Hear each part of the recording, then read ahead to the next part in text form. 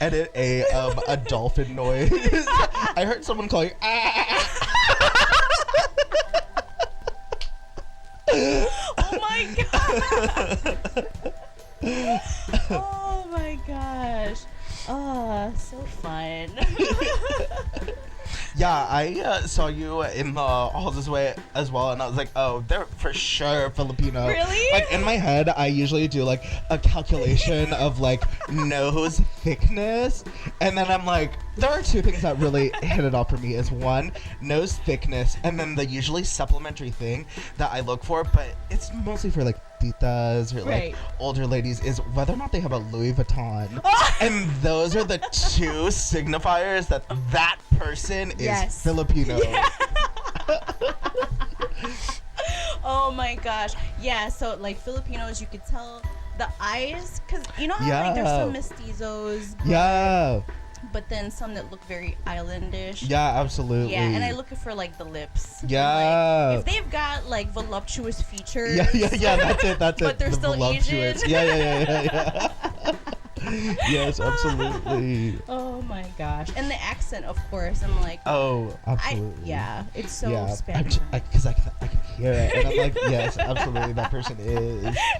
Even if I'm listening to like a podcast or something, I'm like, what is that? I can hear a little bit of patis in their voice. Oh my god, this is gonna be fun. And I get so loud too. Like, I don't know if when you're around like other Filipinos, especially OGs, like their accent rubs off on me a little bit. Yeah, absolutely, and I love it. Honestly, I love that because then it transfers for at least 24 hours, 12 hours for sure, 24 hours like. Maybe the day later, you're cognizant of it. You're like, oh yes, over there. And then I'm like, oh, I love it. I used to be embarrassed by it. Me too. Yeah, but cause my Lola used to live with us. Yeah, me too. Yeah, my grandma too. Yeah, we don't believe in daycare. What the fuck? Yeah, absolutely. Excuse me. Or nursing homes. Yeah. You have to be really dying. Yeah, honestly. Yeah, I can't even think of anyone that is in a nursing home for my family because they're with other family. Exactly. Like even my grandma, when before she passed in the Philippines, my mom like paid her rent. Yeah. Like, I don't need you to live with me anymore, but I'll pay someone. Yes. Oh my god. Yeah, especially if they're back in the Philippines as well. Mm-hmm. Yeah. Where everything is cheap. Jeez. When was the last time you went? The last time I went was so long ago in probably the year 2001 because I was in kindergarten. What? Dude, I went there when I was in kindergarten. I attended kindergarten in the Philippines. Oh, wow. Yeah. Oh, that's awesome. Yeah, that's crazy. So it's been so long for me, too. Yeah, I always love thinking about going back, but then that ticket is so much to begin with. I know that once I get there, though, like, literally, I could buy everything I wanted. Right? Oh, my gosh. Yeah, because I only remember, like, things from when I was a kid. Yeah. Like, I want to be able to travel and, like, you know, see if I could still get by with my really broken Tagalog. Yeah. Like, I could do Taglish. Yeah, me too. I can't form, like, full sentences, but I'll, you know, have a word or we'll there. Get the point across, exactly. Okay? Like, growing up, I don't know about you, but there were some words that I didn't know if it was English or Tagalog because my mom would mix it. Yeah, absolutely. Like, you know, if she'll be like, oh, can you get that in the sala? Like, okay, what is sala? And, oh, it's living room in English. Yeah. Stuff like that. Yeah, there would be times where, like, since it was Tagalish, the words used, I didn't even know where they came from.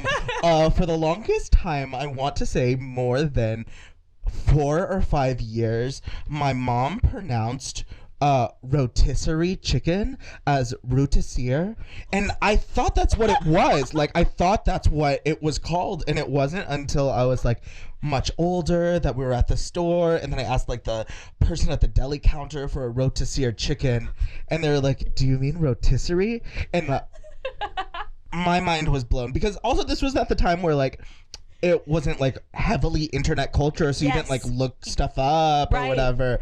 So I learned, and I was like, what am I saying? Like, What are you having to say? Like, Mom, you sabotaged me. I know. Oh my gosh. My dad has a thicker accent than my mom. Oh yeah, 'cause they're absolutely. divorced. Yeah. And my dad still hangs around Filipinos, whereas my mom like kind of got more Americanized. Yeah. But like with her sisters, of course. Yeah, like, of course. And she lives with them. But anyways, yeah, like there's just certain words that my dad still like Robitussin is Robitosin. Oh, I can definitely hear that. Yeah, my dad's accent is much thicker than my mom's. Really? He came to the US like a little bit of time after like my mom and like the rest of our family did. So his accent, like even whenever he says like curse words, like he'll be like "pack," but like with that P-A-C-K, and I'm like, I don't even know if that's a curse word. Like, there's so much passion in it, though. Yes, honestly, that's the thing. It's like in the Filipino curse words and just like Filipino language in general, it's much more passionate and like makes you feel some type of way as opposed to English. Dude, I watch fucking Filipino dramas. You do? Yeah. I would like to get into some. Oh my God. There's this one called something of Sherlock Holmes, but anyways, oh wow, it's with a talking dog. Oh wow, yeah, it's a golden retriever. That is fantastic. And they solve mysteries together. That is fantastic. That is so on brand for the culture. Yes. And the voice of the dog is a girl, and she calls her mom Mumsy. Yes. Like that. Oh my gosh. I can hear it in my head too with the voiceover of the dog just like chilling there. They love that. What is that on? ABS, CBN, TSC? Yes. Yes. No, GMA. Oh yeah. Yes, absolutely. Do you watch Wawaween? I used to watch it all the time. Like, if y'all don't know, Wawaween is basically like a Filipino daily variety show. Like, it's not even like a talk show. It's everything. Yes. Everything you could want. Like, dancers, like comedian children, like prizes, game show. It's everything. It's so fun, and they call him Kuya Will. Yeah. And the dancers are always the sex bomb girls. Yes. Playing hip hip hooray. Yes. Oh my gosh. Yes. I love watching that, and that's another thing that I liked about that Filipino restaurant we were talking about, Meng the Doys, is she would always have Wow Wow Wee playing while the food was being served. Or karaoke. Yeah. People, I swear, Filipinos just come on their lunch and they're like eating while like singing. Yes. Yes. So many karaoke prodigies come out of the Philippines because it's a really big cultural thing. I think I saw somewhere that the inventor of the karaoke machine, one of them was Filipino. Really? Yeah, but the thing is, he was in a partnership with a Japanese man, and then he kind of got erased from the narrative of like the creation of it. Yeah. Oh. Yeah. Other fun fact: yo-yos are Filipino too. Yes, did you know that? I heard that. Yeah, absolutely. Yep. They were fighting weapons. Yeah, cause like fucking like tribal shit. I'm so intrigued by that. Me too, dude. I am so intrigued, and I'm so intrigued with Filipino like pre-colonial. Yes, dude. Like, I did a painting in Baybayin. That's awesome. And it spells mahal. That is awesome. And I tell everyone mahal means love and expensive. Yes, I know. I think about that all the time, and I'm like, yes, love is expensive. Like, you have to put in so many things for love. Yeah, I love pre-colonial Filipino like I am part of this Facebook group that is about the deities of pre-colonial Philippines. So it talks about one of the most interesting thing is, I forgot her name, but the Filipino goddess of fertility is actually a transgender woman, because in the Philippines, like transgender women were actually seen as healers, and a lot of the time transgender women would be socialized to be shamans. So Wow, I didn't know that. That's crazy. Yeah, and there had been this like kind of like solidified for sure third gender of these trans healers, but then whenever Spanish colonization came in, they kind of wiped that all out because it doesn't fit in with the narrative of Christianity. I know, right? Yeah, it's so sad. Like I also have a couple books like Brown Skin, White Minds. Have you heard of that? Or I haven't. Filipinos and Mexicans of Asia. I have, yes, because I get that all the time, and I think about the fact that we are cousins with them or something at least, because all of our food like afritada and like zapatos, like listen, chicharrón, all of that. And also, have you heard, it took me a while, but the Filipino greeting for how are you, like kumusta, is like a sped up version. It sounds of como está, right? Even like some of the spellings of the Filipino cognates, like you could tell like the Filipino word is just like a lazier version, but with like K's and just absolutely letters.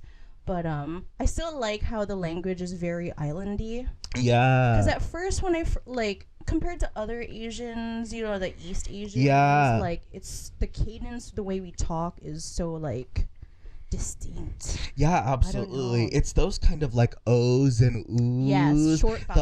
That like the ones that are like really smooth. Right. Yeah, where it seems like predominantly what you see is like East Asians are like those kind of like short, very short notes where we kind of like take our time and let you know. Right? Oh my gosh. Even just like the cadence of it. Like, well, even with like when my dad's like mad or whatever, there's just a sweet, endearing way of talking Tagalog, like anak, wag mong, absolutely. It's just that's why I love being around other Filipinos, because no one else really gets it. Even the humor is so cheesy. Yes, it really is. Like I watch Filipino Vines all the time. Oh, hell yeah, me too. I love watching them.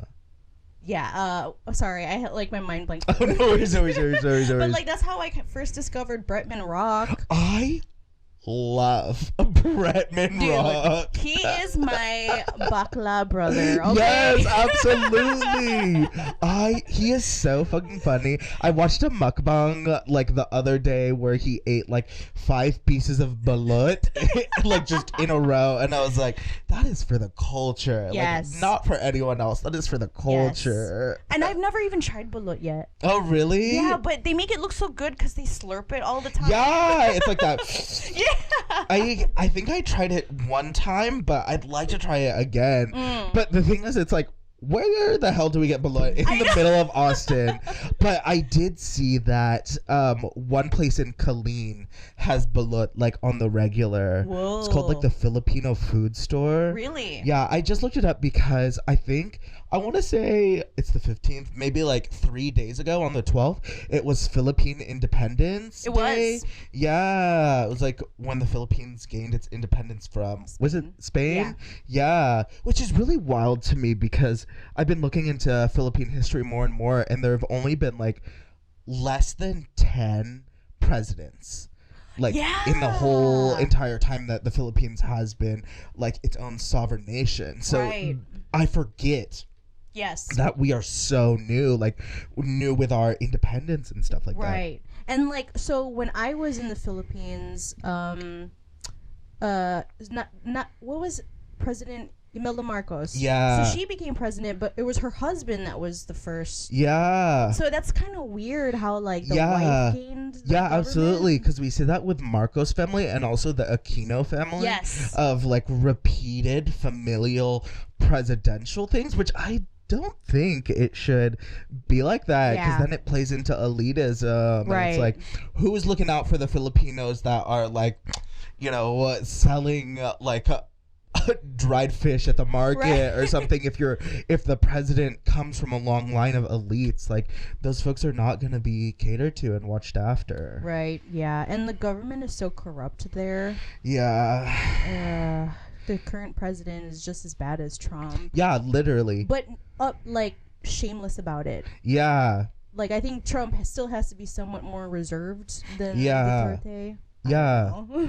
Yeah, I see that too. He's very just open about his bigotry because he's also a huge bigot towards like queer rights too. Really? Yeah, which really sucks because honestly the Philippines has been one of the places that has usually always been more I want to say open to queer rights and queer and gender rights as well as like women's rights. But yeah, because Philippines is a matriarchy. Yeah, absolutely. Like, the women are the powerhouses. Yeah, there. Absolutely. Just like my mama. Yeah. We were talking about this earlier. Yes, we were. Oh my gosh. Did you grow up with siblings? Yeah, so I have one sister and she is older than me by like a year and a half. Oh, okay. Yeah. And you call her ate? I weird thing is I actually don't. Disrespectful. I know. Which is really, really weird. I don't know why. Maybe part of me thinks that it's because whenever we first came here, I was like younger, so I wasn't in school. It was like whenever I was like 3 or something. And now that I think of it, I think that my sister told me not to call her ate. Oh. And it may have been that thing where like, you know, Filipinos come here and then there's a little bit of shame that's like wrapped around the culture of like being foreign immigrants. Yes. So part of that too is why a lot of like immigrant Filipinos don't know Tagalog, is because parents want them to only know English because to know Tagalog is like not important or is a signifier of foreignness. Yes. And that's something, as much as they wanted it to be really good, right, unfortunately it causes us to lose part of who we are. Yep. That assimilation is, and like even, you know, I don't know, well, maybe because since most Filipinos that migrate here are in the medical field, like especially, you know, nurses or whatever, absolutely, so of course that's big money. So then like you go from a third world country to now like, oh wow, like we can actually sustain a living and support our family back home. Yeah, absolutely. So now here I feel like there's that pressure of keeping up with the Joneses. Absolutely, like the there Louis is. Vuittons, Yeah, and it's just a flex now. Yeah, like I hate going to Filipino family like weddings and stuff. Yeah, because it's like, oh, your cousin, you know, he's driving a Mercedes now. Yeah, you know? Like, I'm like, oh my god, it's all on like what they can afford now. Absolutely. But they're so yabang. That's what my mom says. But anyway, so you're also active in the gay community. Yes, I am. I'm actually a drag queen. Yes, and I don't think I've formally introduced you yet. Oh my god, we are going on this rant. This is the loudest I've been on an interview. That's how you know I'm with Filipinos. Yes, we're fucking loud. Absolutely. Y'all hear us? Well, today on the show we have drag performer, artist, spoken word. Yes. You do so much. YouTuber. You're like a fashionista as Thank well. you. Oh my goodness. We have Micah Bayan, Anita Hug. Hello. Thank you for having me on. Thank you. Oh my gosh, this is so fun. Yes. I'm having so much fun too. Oh, so when you said you're going up on your year of performing. Yes, so Anita Hug was born last August in 2018. I think it was like August 7th or something. So my first birthday as a drag queen is coming up. Yay! So I've been 0 years old. So I'm coming up to 1 full year doing drag, which I am really surprised. Like, really? Yeah, because I had always been someone who would like be interested in all the drag aspects, and also I'm a very outgoing person as well. So it was like me just thinking, when am I gonna do this? Yeah. Like, I feel like for doing drag is sometimes like the mega evolution of being queer or being gay is like to really fuck with gender. You're like the Pokemon, like you're evolving. Yes, absolutely. My mega evolution is a drag queen. So I'm coming up on 1 year, and I'm actually really proud of myself because I have done like more shows than I thought that I would, and I have done much better makeup. Oh my gosh. What no one ever really told me is how hard makeup is. It is painting a canvas that, bitch, you better wipe off at the end of the day. Yep. It's so much work. And then especially with drag because of contouring. Yes. How the light's going to be hitting you that Absolutely. night. Oh my goodness. And then I have to, most of the times when I'm in drag, I have to, like, block out my eyebrows. Do you use glue stick? I use glue stick. So if you guys haven't seen a drag queen do this before, we actually hide our eyebrows in order to make a larger surface area to put makeup. So I just put like 5 or 6 layers of glue stick on, and this takes like 45 minutes because you have to let it dry between each one, and then you patch it up with the concealer and stuff. Oh, and then does it get all crusty in the night? Oh, hell yes, it gets crusty. Looking all weird in photos. Oh my goodness. Yes, sometimes they're called oatmeal brows. This is what the girls call them. Whenever you haven't set them very well, or maybe you didn't do them right, because it starts to like come together, and then you can see the little cracks in it, and then it looks really chunky. So they if they like read you or try to throw shade, they're like, oh, look at those oatmeal brows. Yeah. Oh my goodness. But aside from brows, putting on makeup is really fun though. Yes, it is, it really is super fun. And I don't know about you because maybe I don't know, we run on POC time. Yes. But like I don't like being rushed doing my makeup. Me either. So you better start like 2 hours ahead Absolutely. of time. Absolutely. Anytime I usually have a drag performance, I will be like, okay, I need to clear my books. Like, I need to call into work. Like, I need to make sure that I have time to do everything to get into that drag persona too. Because then I have to put all of my clothes stuff on too. Because being a drag queen is wearing a costume every time you go downtown. So it is like, make sure my titties look right, my fake ass titties look right, make sure that like I have enough glitter and sparkles, and like my purse is filled with glitter too, just for a trick, so I can just pop some glitter out real quick. Right? Yeah. Also, the more I think about it, the more I want to learn like magician things, like magic stuff. Ooh. Because that like being a drag queen is being an entertainer, and that's one kind of entertainment that I like, is like when people do magic tricks, my jaw is on the floor. Like the other day, I went to a theater, and this person did the magic trick where they like hit 2 cards and then the card flips to the front, and I was amazed.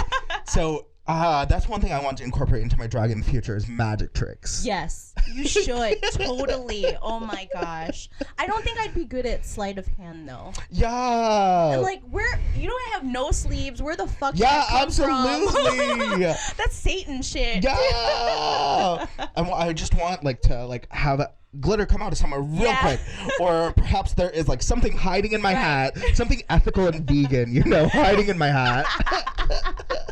I love it. Oh my gosh. So how would you describe your persona as Anita Hug? As Anita Hug, I like to think that she is your favorite ate. She is kind of a mix between like Harajuku, kind of like very over the top fashion mixed with, let's say, a big plushie. So a Harajuku plushie. I really like taking inspiration from Japanese fashion and stuff like that. And I also like to one thing that's interesting for my drag is that I never contour my nose. And drag queens love to make like this slim nose, like make it look like you are a swordfish. But one, my nose is big.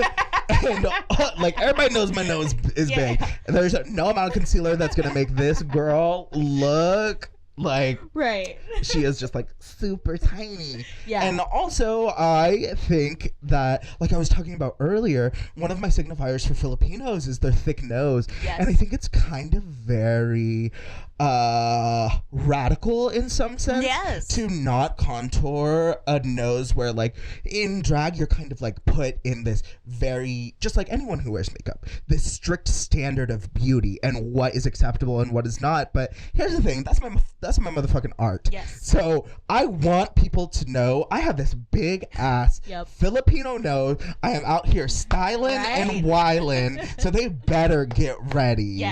You just scream Filipino. Thank you. Thank you. Dude, did your parents make you massage your bridge? No, what is that? What did they say? Oh my God. So I don't know how they think that's physically possible, but they were like, "Oh, you should massage your nose so it's not flat." And my God! Like this hard ass cartilage does not move. So. There are too many genetics in this nose to massage out. Okay. So like my mom, she has more of a Filipino. When I was little, I used to think it was a strawberry. But, so she has like that Filipino nose, and my dad looks very Spanish. So I think I got his. Like I have more of a bridge. It's my mom's nose is flat. Like just as flat as my nose, and then my dad's nose is flat too. So it's a Filipino. We got it. And point with the lips. Absolutely. Like I do that to John all the time. And I'm like, just over there. Even if your hands are empty too. Oh my gosh. Do you talk Taglish with your mom? I do. And the thing is, like, I want to get so much better at Tagalog. So there are periods of time where I ask my parents to only speak to me in Tagalog. And then like let me like rough it out. Like I might be saying some weird stuff right now, but you are my parents, so like you will somewhat understand what I'm trying to get you to like see or something like that. So I'll ask them to speak to me in Tagalog only sometimes. Are you Ilocano or Visayan? So my mom, or no, my dad, I think, is from Ilocos Norte, so he's Ilocano. Okay. And then I think my mom might be Visayan. However, like I was born in Paco, Manila. Oh, okay. Where's that? I have no idea. I have no clue. So my dad's Visayan and my mom's I'm sorry, the other way around. My dad's Ilocano and my mom's Visayan. Oh wow, same. So we're the same. And like, so they divorced when I was 4. And my dad talks shit about Visayans all the time. Oh my gosh. I mean, I know that there's some kind of like underlying not animosity, but like, I'm unsure. I don't know. It's 2019. I know, it's right? 2019. Maybe it was like rival tribes stuff. Yeah, that's what I was thinking too. Is it could have been rival tribes, but bitch, after the Spaniards came and after the U.S. came, we are in this together. Solidarity. Oh my gosh. Okay, so going back to Anita Hug. Yes. Okay, so what was I gonna say? So the makeup. You also have some darkness to you. Yes. You performed with blood that time. Yes, I did. Bitch, you're putting some art, like. Yes. That was cool. Yeah, so with the concepts that I do for drag, I try, like, performance art is my type of art form. So I want to give the girls a story. Yeah. I want to take them from like, introduction to the fantasy I'm doing, to like the middle where they're like surprised, and then to the end where they're like absolutely like jaw dropped. Like, there hasn't been very many times where I just went up there and like sang a random song or did something like that.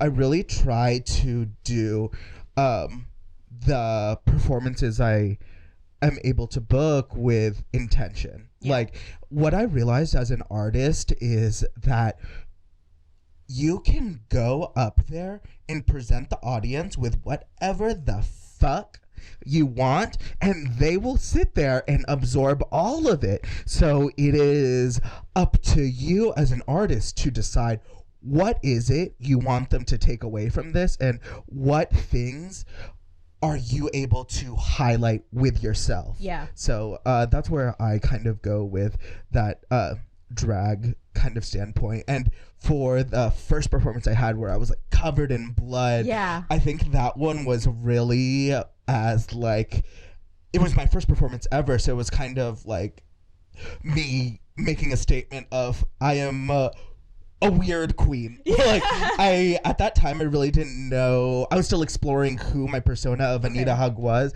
and I knew for a damn fact that I wasn't a girl that just sang like a top 40s hit, which isn't bad, it's like someone else's type of art, but it wasn't mine. So I felt like I wanted to make a clear statement. Yes, you stand out. Like, you're so different. Thank you. And I've been to plenty of drag shows.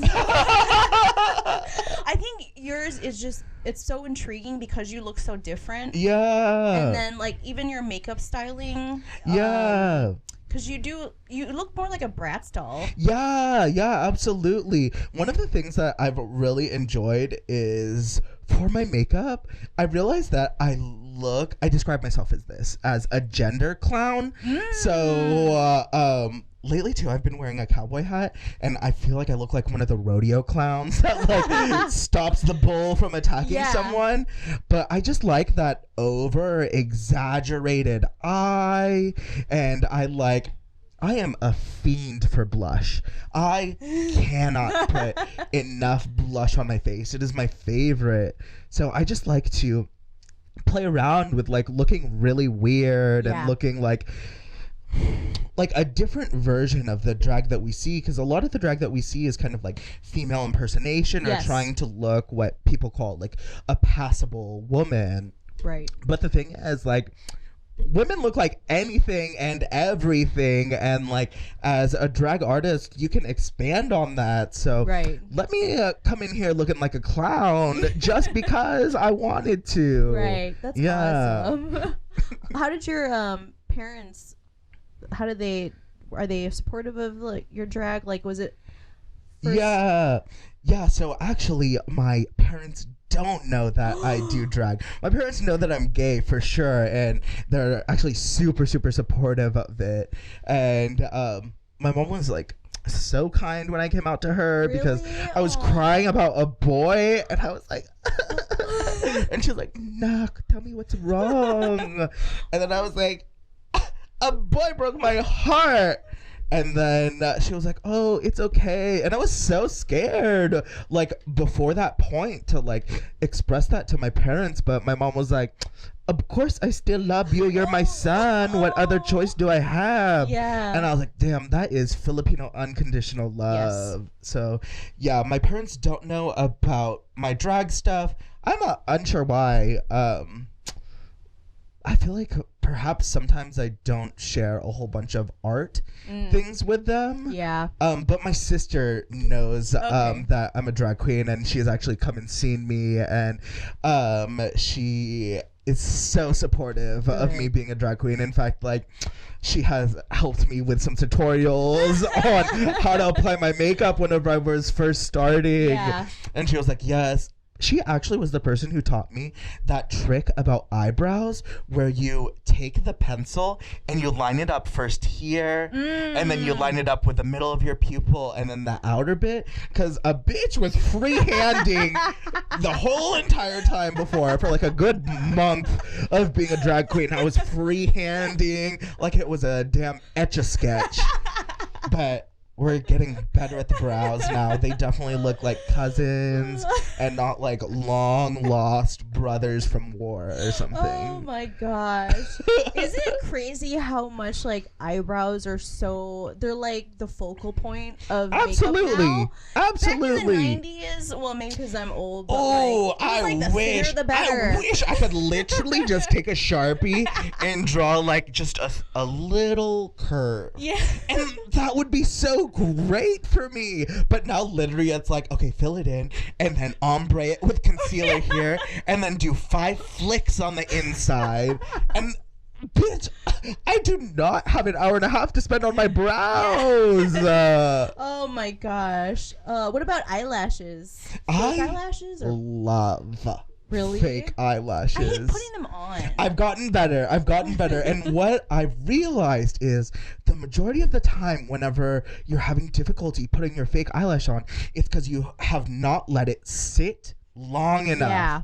Because I used to put it on and then it would like leave a smudge or something. But what I realized is you want to let that hoe air out for at least a minute, like a full minute. That way it's like tacky. Right. And then once you place it, just hold it there for a second. But I love eyelashes. The current pair that I use right now are these like long ass 305 lashes, and I actually have 3 pairs like layered on top. That's how you wear it? Yeah, so then whenever I put them on, drag queens love layering lashes. Whoa. Like the majority, actually usually every single drag queen is wearing layered lashes, because this fantasy cannot just do with like a single strip of kiss lashes. Yeah. Like that will not work. So I have like 3 lashes stacked on top of each other, like on each eye. So whenever I'm going downtown, that'll mean I have 6 lashes on in total. Isn't it heavy? Like, doesn't it block your vision? Sometimes it does. And especially whenever I'm like getting lit downtown and I'm Asian as well. So then my eyes are just low. They're very, very low. So low that like, they're like, are you sleeping? Like, what's up? Wake up. But then you just like open them up and then feel that rush. And then someone compliments them and you never want to close them ever again. Oh my gosh. You have to like do like eyelash push-ups. Yes, literally lifts. Sit there trying to strengthen my eyelash muscles. Do you get Asian glow or Asian flash? I don't think that I do. But also part of it is that my face is very brown right now. Yeah. So I don't know if that's visible. Right. And also I only drink sometimes, but whenever I do, I drink to get picked up. So, but at the end of the day, that is not even what I'm looking at. Or if I am in the bathroom looking at myself, I'm taking selfies because I am the drunk girl in the bathroom living for her life. Do you ever perform drunk, or is it, you have to be clear-headed? I actually have not performed drunk. Mostly because beforehand I'm so nervous. Like I just am like practicing my like lip sync and like trying to think of what I'm doing. But hell yes, afterwards, after I perform, it is on. And everyone wants to buy you shots too. Exactly, right? So I'm like, oh yes, please, I will take that shot. I see, because I'm not a performer, I would get such stage fright. I'm the type that does drink around social settings. I'm like, I need to loosen up. Yeah. For sure. Oh my gosh. Yeah. So when you how many songs have you performed to? Like, do you usually have 1 or 2 acts that you So it depends. Sometimes I just do one song. Like one time I did a Ruby Ibarra song, like that song Us. Oh. Yes. And when I tell you I was trying to move my mouth to make it fit because she is rapping not only in Tagalog but in Ilocano as well. So then I'm like just trying my best. So that's one where I just did regular. And then there are other times too, like whenever I did that bloody performance where it's a mashup. So it's a mix that I've made because I want it to like go through the stories and stuff. In fact, the last performance I had was for Silk Club, which is this like queer Asian femme zine here in Austin. I've heard of that. Is it cool? Yeah, like, I love them. do they always have events? Yeah, they have events whenever they release a new zine. Oh, okay, gotcha. Yeah, gotcha. Okay. if they release a new zine or if it's like a big Asian event, like they had a Lunar New Year event. But I did one of their last parties. I performed there and I did a mashup of 2 Kimmortal songs. I don't know if you know who they are. Kimmortal is this non-binary like Filipinx rapper and they rap so well. And they rap about like the homeland. They rap about spirituality. They rap about one of their really awesome songs is called Ice Palaces. And they rap about how like immigrants and Filipinos, we have this fire within us, and yet with these kind of jobs that were presented, like these corporate kind of jobs, they're ice palaces that they've built for us. And our fire was never made for the ice palaces. Like our fire was made to burn shit up and not be contained in these palaces that they've made, which might be beautiful, but it's not for us. And I was able to perform a mashup of Kimmortal's songs. So I did like this. There's this part in one of her songs where she is talking, basically setting manifestations. And she's like, may my art come forth because I put enough energy into it. May I not just do things to do them. May I do it with intention. May I remember that like my blood is made of like the trees and stuff like that. So at the beginning of my performance, I did a kind of ritual where I like called the elements like fire, earth, and air. Wow. And then I burned some I think it was blue sage, kind of just to cleanse the area and stuff like that. And that's what I was kind of talking about before, where I realized that you can go up there and do whatever the fuck kind of performance you want, and those people are forced to sit there and watch you, because that performance was around 7 minutes long with like 3 or 4 minutes of it being this ritual where my back is turned to the audience and stuff like that. So they're forced to sit in those manifestations. And at first I was like, should I do this? Like, that's weird. Like, no one has really done that before. Like, people, that's not the type of drag that people see. But I was like, no, that's what I want to show them. Is like to be in this queer Asian space, that Silk Club. I want people to remember, specifically Filipino folks, to remember their indigenous roots, and that things like maybe Christianity or stuff like that kind of came after in the spiritual scope of like islanders. Like, that's not what a lot of our ancestors had practiced, and I'm really inspired by those indigenous practices because that comes from our blood. It comes from the mud and dirt that like we have inside of ourselves. Yeah. I love that. Oh, I wish I was there. I remember seeing it in your stories. And when you were performing Us, I was like, bitch, you better tag Ruby. Yes, she actually responded to me. What did she say? She was like, yes, I love this, doing this for the culture and stuff like that. And she was so kind, and I was so freaking happy. And I actually Kimmortal responded to my performance too, because I always try to tag them in everything. And I was just, it's so nice to see like Filipino creatives like doing their fucking thing, you know what I mean? Because a lot of times, like we had discussed before, we're put into this box where we're told to be medical professionals, told specifically to be nurses, and as if nurses are the pinnacle of Filipino success. But now I want to think past that and to think about more things beside that, because it seems like being a nurse or being a medical professional or something like that is kind of like forced on us because like maybe Filipinos were struggling to find a footing somewhere, so like they're like, oh, I need to find something, right? But now that we have a diverse amount of Filipinos like really exploring the world, exploring the diaspora that is Filipino culture, like we're able to now branch out of that. Right, totally. Yeah, like the whole nursing, it's so new, and like the baby boomer generation, so like I'm sure, well, there's tons of Filipinos I know that have like similar family background, but like my grandpa, my lolo, he was in the World War II, so he fought as allies with the US against the Japanese and Philippines.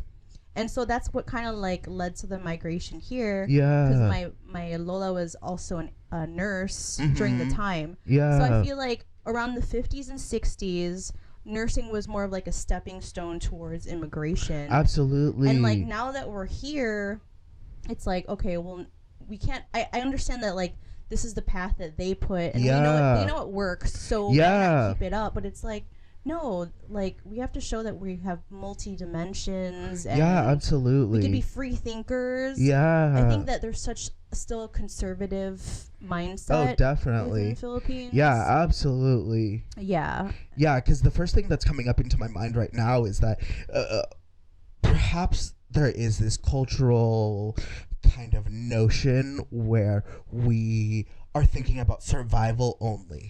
And we're only thinking about how am I going to like take care of my family, feed these folks. But in 2019, although we have a whole bunch of fucked up shit happening, I feel like Filipino diaspora is now on somewhat more stable grounds than we were before. And now is a time for us to be able to explore like who we are as a culture. And I've seen a huge resurgence as well in like diaspora Filipinos and also Filipinos who still live in the Philippines going back to indigenous roots and going back to exploring like spiritual healing, exploring the deities we had, exploring like the medicine men and stuff like that we had as a culture before we were kind of colonialized or colonized. Those aren't our words. We don't care about English. I know, right? Like I'm so intrigued by like the spiritual aspect of it, and if only I could get tattoos, because I have eczema, so I really want to get batok, like the old, absolutely, like the Kalinga tribal tattoos. I've seen those too. My gosh. I would love that. And there's actually Filipinos in Southern California. I think they're called like the Two Wave Tribe, and they like you apply to get tattooed by them, and they take your background history about where your family is from, what kind of opportunities you have right now, like your job and stuff like that, and who you are as a person, and they kind of form that with traditional kind of like tattoo styles that represent those things that you are, and then you become part of that tribe. And I really want to do that. You should. Like I would go to the mountains in the Philippines just to get the, absolutely, get it done by that one old lady. Wang On. She's like 102 years old or something. She's so old, but luckily she's passing along that tradition to one of her nieces. Oh, good. Good. And it's just like, so I haven't been to Philippines since I was in kindergarten. Me too. Since I went to Thailand a couple summers ago, like it's also prominent in the Philippines too, like the whole skin whitening thing. Absolutely. It's a shame that like there is colorism in Philippines as well. There's huge colorism in the Philippines. Like when we think about the depictions of Filipinos that we see, like we think about like Miss Philippines, who was Miss Universe. And the thing is, none of my family looks like that. None of my family looks that white, because those people who look that white, who are in entertainment industry, like movies, TVs, like pageantry and stuff like that, they take medicine and pills to actually whiten themselves from the inside out. And what's really sad is that in Southeast Asia, it's a not only million but $billion industry is skin whitening and skin bleaching. That's so sad. Yeah, and unfortunately, it negatively affects like Filipinos' views on who they are, because the truth of the matter is it happens for a reason, and one of those reasons is that you actually gain social capital whenever you're whiter. You're given more opportunities, more like ability to kind of move through the social and financial ladder just because of the color of your skin. Right. And I actually did one of my capstone research projects about skin whitening in like Southeast Asia, and it really sucks. Like, it has people, like a lot of young Filipino women out here purchasing these products that are harmful, that contain like 40,000 times the allotted amount of mercury, because that is one of the ingredients used to whiten and brighten skin. And it causes rashes, it causes like all kinds of horrible skin ailments. But the thing is, they strive to lighten their skin because it honestly can bring a lot of like fortune or a lot of like good opportunities, which sucks. I know. Oh, I don't know about you, but like I love getting tanned. I'm like, love melanin, it. Activate. Absolutely. Bright colors look so much better. Yes, so good. And the thing I love about being Filipino too is you can sit outside for a day, a single day, and turn so beautifully crispy brown. Lechon. Yes! Come on, spit roast. Yes, and you'll turn so nicely brown in a day. So I'm like, yes, I'm looking so I don't even use sunscreen, and I should. Yes, I use sunscreen sometimes. But I have to say, I have only been sunburnt like 2 or 3 times in my whole entire life. Yeah, so... Anyway, we should be proud of our skin. Yes, absolutely. We really should. My mom, she's we were talking about how like she's the oldest. Yeah. Because she's also the lighter skinned. Yeah. Her other sisters are darker. And I remember like my mom used to tell me like I was your Lola's favorite because I was this lightest skin one. Yeah. Like, that's so mean. Yeah, absolutely. Yeah, it's so unfortunate because that is like perpetuated in our culture too. Like we were saying, like only light-skinned Filipinos are featured on television. Yeah. Like when we think about like teleseries or teledramas, none of those people look like day-to-day Filipinos, except for the ones that are seen as service workers or the ones that are seen as like the nanny or something like that. Those are the only times that in our very own culture we're able to see darker skinned Filipinos, is when they're in this kind of service like center. Right. Going back to Wawaween, like even the dancers are so white skinned. But when they pan over to the audience, they're all like dark and like have no teeth. Yeah, it's a stark difference. Yeah. It's such a stark difference. And like, I remember like growing up, my aunts and stuff, they would always say like, oh, you can go to the Philippines and be an artista, and I'm like, because I wanted to be like a pop star when I was little. Like, you know, if you can sing or dance, you could probably make it in the Philippines. Yeah, honestly. And speak well English. Yeah, absolutely. You could totally be in the entertainment industry. Yeah. But I'm so happy I get to like share this stuff with you. Yes, absolutely. I'm glad to, especially in like the city that we live in. Like there's honestly not very many like concentrations of Filipino people. You might see them from time to time throughout the city, but there's really no designated space where folks can hang out, and not just like in eateries or restaurants and stuff like that. But whenever I was growing up, we had like a Denton Phil-Am, like Filipino-American Association, and like we would hang out with big groups of Filipinos and just talk and like do really fun stuff and activities and parties, and I miss that. Me too. Like, I really miss that. One of the things I think about is like whenever as a other person, like as an other type or whatever, whenever you're in these spaces where you can kind of melt away that otherness or melt away that alienation, it just feels so good to just be part of the crowd and not be like the Filipino in a crowd, or to be like the only gay person in the crowd. So whenever you're in a space with a whole bunch of folks who are also othered and you're able to melt away that like kind of face coat or something like that and just really sink into yourself, it's like taking off your shoes and socks.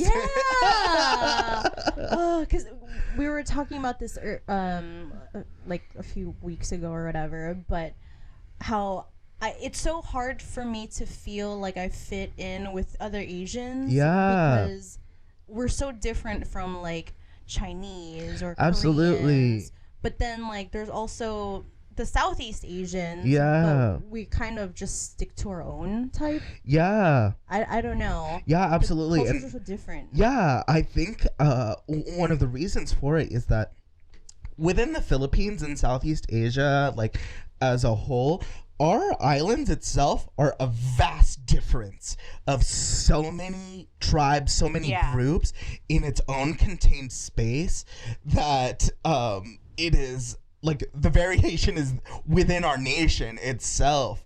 So to try and kind of find common grounds and like folks who are non-islanders, like you have a whole entire different story on how they came to be. It's like, and there's also that like that history too, like with different wars. Absolutely. That shapes their identity as well. So what was I gonna say? I don't remember. So it's really strange because us in ourselves in our archipelago is like tens of thousands of different stories in Asian, but then we're blanketed under Filipino, so the closest connections we have are with other Filipinos who are actually freaking varied. Like Ilocano versus Visayan, that's already so varied. So those small ties that we have are in between Filipinos and like Filipinos. Because like so for those who don't know, like Philippines is comprised of like 7,000 islands. And like 11 dialects. So many. And so like my family's from Manila. Like, luckily, like, you know, Tagalog is their common language. But like when I'm in a space with other Asians, like I feel like I am the Mexican in the room. Absolutely. But then when I'm with other Mexicans, I'm like, well, now I feel like the Asian in the room. It's a really difficult, and for me as a creative here in Austin too, there was this issue that I came across where I was chosen to be the drag host for this really awesome queer show, and it was heavily influenced by like Latinx culture, specifically Mexican culture, and I was the kind of host for it. But there was a time where I had to step away from it because I began to feel really inauthentic because I am not Latinx at all. Like I'm Asian, like I'm Filipino, and people would clock me as being Mexican, simply because in Texas, if you are brown, like you're Mexican. Like that's literally what Texans see you as, regardless if you're brown Asian, Central American, brown, whatever you are, you're automatically clocked as Mexican. So I felt this kind of like inauthentic feeling of like, this is the only place really that has first given me this opportunity, but unfortunately it feels as if it's not for me because I'm occupying this kind of fake space that is not my own. Like I am not Latinx, so why am I helping host this Latinx night? And I really had to like struggle with myself with that, because it was faking. It felt like faking a nationality, or kind of erasing my own like ethnicity. So did someone like ask you to host, or like were they I was just out one night and I came across these really awesome folks, and I love their party, and they had asked me, oh yeah, do you want to try doing it for this week? And it turned out really, really well, and I really enjoyed vibing with the energy. And I was their host for a few months. However, it just got to this point where I was struggling with my identity, because I was like, what does showing up authentically look for me? So oh, that's tough. And for people who don't know the history of Philippines, Spain invaded and they ruled for over 500 years. So that's longer than Mexico, I heard. Whoa. Which is crazy. Wow. I know. But I mean, of course we weren't completely what's the word I'm looking for? Like, we didn't completely like succumb to like their full culture, because we still have the island differences and everything. But it's definitely apparent in our our food. Huge. It's like, I always tell people that Filipino food is like the mix of Chinese and Mexican food. Honestly. Right? I can totally see that. I can totally see that. So but it's such a unique culture. So whenever I meet another Filipino, I'm like, come here, give me a hug. Yes. Let's do a little kiss on the cheek. Yes. How old are you, mano po? I'm just trying to pull all the stops out, and I want you to know I am here for you. Wait, are you older than me? Okay, kuya. And that's another thing too with Filipinos. Like, it's so family based. Definitely. Respect for elders as well. Like, you gotta address your older sibling. Like, if I were to call my older brother by his first name, like, my parents would be like, what did you just say? Totally. Because it's weird too whenever like my other family, like my cousins, whenever they don't call me kuya, I'm like, what did you say? Like, are you talking to me? Right. Like, I don't know who you're talking to.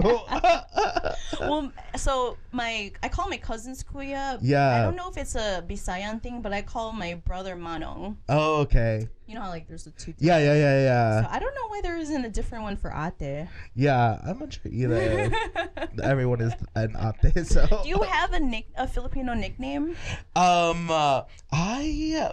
I do not. Well, really? Actually, I'm thinking about it, and all of my family calls me Pil, like Pil, because it's like Phil. But the thing is, it's automatically overridden. There is no F sounds in the Philippines, so it's just peel. So it's like, sounds like lemon peel or something like that. But that's what a lot of my family calls me. Oh, okay. Is just that shortened Filipino-ized nickname. I was hoping for like a double syllable name. Absolutely. Like, I'm Tintin, my cousin's Tonton, Tonton, absolutely. I have a Manny Boy. Yes, oh my God. JJ. Yes, and then a Tita Baby. Like, there's so many babies. That should be my Filipino nickname. Tita I'm Baby. Yeah. Oh my God, I love it. That's it. We've discovered it here. Oh, so much fun. Wow. So we should probably wind down a bit, because I could talk to you forever. Yes. We still need to do a shoot. I would really love to. I would really love to. We're both really busy people, so like, there's no rush. No, we will plan it out. Yes. Like, we could do like in your drag outfit if you want. I know that we wanted to do like a throwback to the culture as well. Para cultura. Yes. I would really like to. Let's plan it for an Earth sign season. So the next one is Virgo, because I know that we can get shit done. What is your Earth sign, or what is your signs, by the way? I am a Tauremini. Oh, wow. So hell yes, we're about to do this in an Earth sign season. Your birthday just happened then not too long ago. May 21st. Yes. Yes. Maligayang bati. Maligayang bati. Yes. But you know what? When you look up the translation for it, like, it's not really happy birthday. What is it? It's like good day or like good fortune. I don't know. It's weird. Yeah, that's it's there are strange. some phrases that you can't ever find the real meaning of. Yeah. Translation. Yeah. It's crazy. Yeah, I think about that a lot. One of the things that I was thinking about is like the word for gay in the Philippines is bakla. Right. And the word for flowers is bulaklak. And I feel like they're so similar. I want to see if there's like an etymology of like how they connect or something like that, because I feel like it could be something, but I'm unsure. I've just had it in the back of my mind for quite some time. Oh man, now I need to start like paying attention to those connections as well. Yeah. Because there are a lot of words. Like, I think there's suka and suka. Yeah, which is vomit and vinegar, which is so weird. I thought about that all the time when I was younger, because my mom would be like, oh, get the suka. And I'm like, the what? And I would just be like over the top about it. And I know exactly what she's talking about, but I was like, do you mean throw up? Like, just being an annoying little kid. But yeah, those like intonations are very different. Yes. Yeah. Which I loved vinegar in like everything, by the way. Me too. Bitch, let me take a shot of vinegar real quick just to taste it one time. Oh, soy sauce and vinegar is the best marinade. Adobo. Delicious. Get your life. Delicious. Vinegar is good for everything. And then vinegar on cucumbers too. Yes. Delicious. Vinegar on pork rinds. Yes. Delicious. Get out of here. Oh my gosh. Pork rinds with the vinegar and the little chili pepper. That amazing. Oh my god, just crush that hoe up. Oh my god, delicious. What are your other favorite Filipino snacks? Do you like well, it's not Filipino, but nagaraya? Yeah, Crackers? that's good. And I like to like do like a little surgical thing where I just crack the top and then see if I can pull it out and then take out the peanut and then eat the other half. I don't know. It's just like strange, but I like it too. And the bawang too. Have you seen that? It's like the garlic puffs or something. Ooh. And it's just like flavored like corn puffs that sometimes taste like garlic or adobo. Kind of like that snack too that you're talking about, but more crunchy. Yeah. Oh, I also a bitch loves Skyflakes. Yes. Like even just so with buttery. Nothing on them. Oh yeah. Let me just eat some Skyflakes. And whenever the thing like just breaks along the line perfectly, ooh, that's some good shit right there.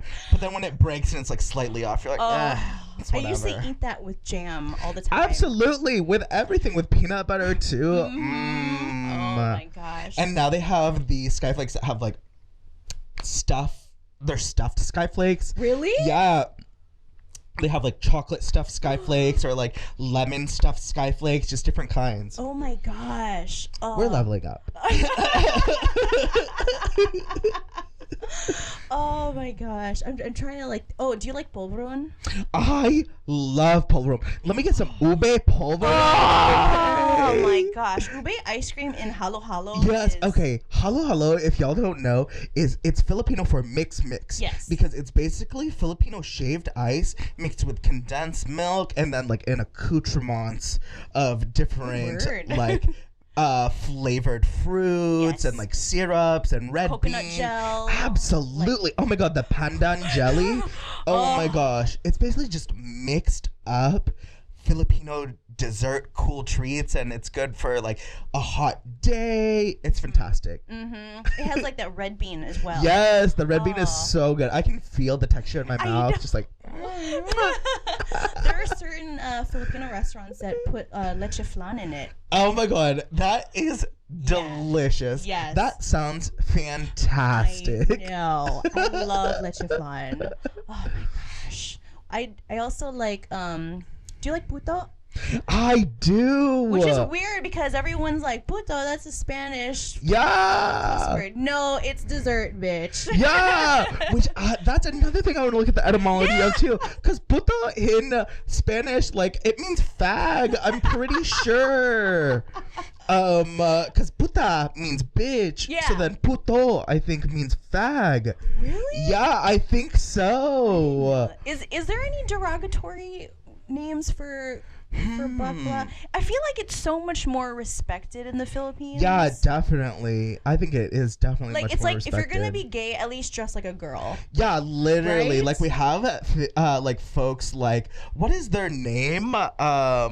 Vice Ganda and stuff like that. Like the host. Like the host. Yeah. There's like 3 or 4 trans. Yeah, absolutely. So it's really interesting because in the Philippines, it's like, okay, you're gay. Like, celebrating. Yeah, absolutely. Like, if you're gay, then be gay. Right, like, exactly. Do that thing. Do whatever you need to. So I really love that about our culture too. Is that for the most part, it's very accepting. Like, of course, because of Roman Catholicism that's been so ingrained, people will feel some type of way about it. But whenever you get to the root of the like person or like reach that part of them, like they're very open about it. Like they're very, oh, that's cool. Like that's nice. Yeah. And I feel like we have such a good sense of humor. Absolutely. Like it's less PC as well. Yeah. Like, I mean, it's a fun joke too. Like, I don't know. I feel like you have to have thick skin. Yeah. To be Filipino. Yeah, I think so too. And I think that the joking of like being funny or like laughing at whatever comes from the fact that lots of Filipino folks don't have a lot like for them, so you have to like be cool and kind of like just laugh at some circumstances that might be really shitty, but hell, we're gonna be smiling and like having a good old like feast with each other because we're still living on this earth, so might as well have some fun. Yep, exactly. Yeah, I just love the spirit. I think because like Philippines, it's still so beautiful. It's such a lovely island, and even though there's a lot of impoverished areas, like we're all in it together. Yeah. And like you'll just make ends meet however way. Like they're fucking hustlers. Yeah, that's the thing is like we talked about earlier is for Philippines, like community is everything. Like it's like, how can I help? How can we get our whole family to the US? Like how can we collectively do this to help benefit every other person who's involved, which is so different from kind of like a US mindset where it's like, this is what I'm doing in the place that I'm gonna go to, where for kind of like Filipino folks, it's like, how can we help you get to this thing or get to this goal? And hopefully then you will be able to help us if we ever need it. Like God forbid, but if we ever need it, then hopefully you will be able to help us too. Totally. Yeah, it's kind of like it takes a village, and like in the Philippines, it's a whole ass village. Yeah, so. Right? Like, I mean, something that my parents instilled in me, it's like you have to give back. Yeah, like absolutely. If I were gonna go to the Philippines, like of course the currency exchange is so much less there. Yeah. So it's like if you have cousins that are gonna be asking you for money, like you have to give them money. Like we're so fortunate to be in this country. Yeah, absolutely. And as much as like I embrace the Filipino culture, I don't know if I could like really live there because there's still some progress that needs to be made. Yeah. Like some forward thinking and. Yeah, I think it's really tied up with like the way that the church is involved in the Philippines, because when we think about folks who are readily able or readily wanting to help people, it's the church. Right. And so these folks only see the church as a place for salvation sometimes, which is kind of good because like folks are being helped, but at what cost to kind of like our independence or our well-being, like mental health well-being and stuff like that. Right. Yeah. And that's another thing that I wanted to touch on too, is just like mental health. Because you have to have that thick skin, like being vulnerable is kind of like a sign of weakness. Yeah, absolutely. Because there are so in survival mode. It's like, okay, we don't have time for you to be like a little bitch. Like, suck it up and work. Yeah, like honestly, mental health is not discussed in Filipino circles at all. And when I think about like the conversation we just had, it's kind of like we're taught to continue to put the smile on regardless. So if you're having a hard time, put a smile on, because fuck, you're still here living, which is a two-edged sword. Like, we can't always be so happy and like good spirited all the time, which I think is how Filipinos have unfortunately portrayed themselves, and then that kind of narrative is spread throughout Asia and the rest of the world, is, oh, Filipinos are always so happy-go-lucky, but it's really that, bitch, we're just trying to survive and make the best out of this, and we're never given this space to really feel our feelings and really talk shit about how hard life is for us. Instead, we're just told to be happy about it. And to be thankful, always be thankful and grateful for it. But I can be grateful and feel like shit at the same time. I know, right? Like, I remember when I was in my teen years, like 13 or 14, you know, I had my emo stages. Yeah, absolutely. And even my mom would be like, what? Do you need a psychiatrist? Like, say it, like, all mean. Like, yeah, like it's a negative. Yeah.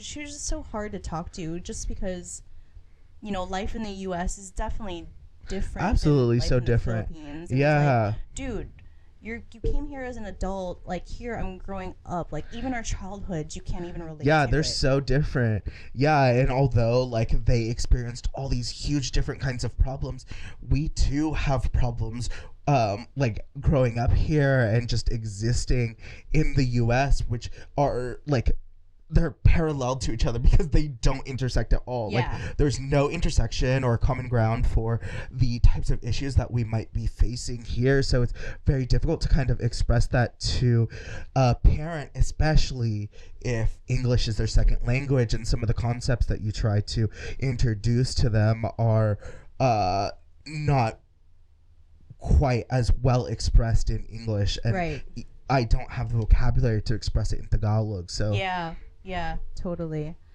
Ah, man. I'm so happy I get to like talk about this stuff. Yes. Yes, because a lot of times it's so alienating to not even be able to. Like, you have all these feelings in your head, and then if you just express them to any old person, like, they'd be like, oh, that is so difficult. But the thing is, it's like difficult, and then let's investigate. Right. Yeah. And also too, like, I want to get better at speaking Tagalog. So, so I'll watch these Filipino shows just so I don't lose it. Yeah, absolutely. I can understand it better than I could speak it. Yeah, absolutely. And I'll teach John some words too. Yeah. So like, I don't know about your parents, but like they'll call, you know, Bobo. Yeah. So like, John will be like, that's Bobo all the time. Yes. I taught him like pangit. Yes. That is so funny. Or like if we're in an expensive store, I'd be like, ooh, that's mahal. Yeah. Yeah, I try to teach it to some of my friends too. And actually, one of my best friends, Fallon, they picked up some Filipino, and every single time we get off the phone now, they always say ingat. So if you guys don't know, ingat means like take care or like watch out. So they always tell me ingat, and I say it back to them too. So it's really nice. Yeah. Oh, it means something when you share that part of, like, only my close friends know I'm Tintin. Yeah. That's how I could gauge like our level of of the inner circle of friendship. Yeah. Well, we should start sharing like where we could find you. Oh, sick. So you're on Instagram. Yeah, so I'm on Instagram. It is at Anita Hug, ANITAHUG_. And I am also on YouTube with Friendship Club, one word, TV. Cool. And we have a mukbang on there. Yes, we have a mukbang. Or mukbang. I always... Oh, because the white people fluid. say it. Yeah. Like, honestly. Yeah. And you also did like a fun, like, what's in my utility bag. Yeah, I did a what's in my utility pouch. And then I'm also going to release some more mukbangs. And I'm going to release a New York City travel vlog once I come back from Pride. Yes, in New York. Yes, I'm so excited. And also, if y'all don't know, it is the 50th anniversary of the Stonewall riots, which are kind of sparked the national outcry for the Gay Liberation Front, which led to gay and like lesbian, bisexual, transgender folks to have the kind of rights that we have now. So it's wild to think it was just 1969. That's whenever we first stood up for ourselves. Yeah. So there's so much more work to be done, just that small span of time. I know. Yeah. At the Stonewall or the Pride up north, like, are they doing anything special for this 50th? Yeah, so it's actually World Pride 2, which every year the World Committee picks a city. Yeah, the World Committee of Gays picks a city to host Pride at, and this year it's in New York City for the 50th anniversary. That means gays from all over the world, even more so than regular, are going to come to New York City. So I'm quite excited for that. How many outfits do you have planned? Currently, I have 3 outfits. This is one of them. So y'all will see me flexing. Yes, y'all will see me flexing in this outfit too on Insta. Give it a double tap. I love your style. Thank you so much. Like Harajuku. Yeah. I don't know. It's like campy. Yeah. Oh, I'm definitely campy. Yeah, that's so nice. Yeah, that's what I try to go for. Yeah. Cute. Are you gonna be in Anita Hug at all while you're there or not? I think I might. Really? I'm also just reaching out to folks in New York to see if I can get a booking there. Ooh. So that way I can get paid. Yes. But I'm definitely just gonna bring her out at least for one party because I want to see what it's like to be like a New York City drag queen for a little bit. Ooh. Is it a bit intimidating? I would think so. Oh my god, it is so intimidating. I'm a bitch who doesn't even contour her nose, okay? Do you know how to do death drops? Oh, I do not. I like to pretend though. Like, I am a big fan of voguing and like doing all of the different voguing moves and stuff like that. And I actually went to a event this past Tuesday and I won the dance competition by voguing. But I don't know how to do a death drop. I am a very big girl, so I don't even know if it's gonna be a death drop or kind of like a an earthquake, something like that. Aww. So we just like to gently place ourselves on the floor, but still turn it out. Yeah. Every time I see them do death drops, I'm like, dude, you're gonna get a concussion. I know. I'm like, someone support that baby's neck. They have to have like padding or something. I don't know. I have seen it. I'm just like, oh my god, you're really just throwing your body like wherever. You'll death drop wherever. Oh my goodness. Well, thank you so much again. Yes. I could talk to you all night. My face hurts too. From yeah, I know, my too. So next, we should do a mukbang. I'm literally down. Seriously. I am so down. Yeah. And you have these mics so we can do a little ASMR in here too. The little nails. Stuff. Yes. Do you guys like that lumpia? Yeah. It's crunchy. Oh, I love you. Yes, I love you. Thank you so much for having me on the show. My tradition, and it helps in editing. Like, yes. It's like clink, clink. Yes, absolutely. Until next time. Yes, until next when time. Is your next? When are you performing next? I am unsure. However, I think for sure I will be doing something in August. So if y'all follow me on Instagram at AnitaHug_, yes. You'll see all of my updates. Yay! Okay, salamat po. Maraming salamat po. Mahal kita. You can reach us at fatalpodcastatx@gmail.com or Instagram @fatalappeal.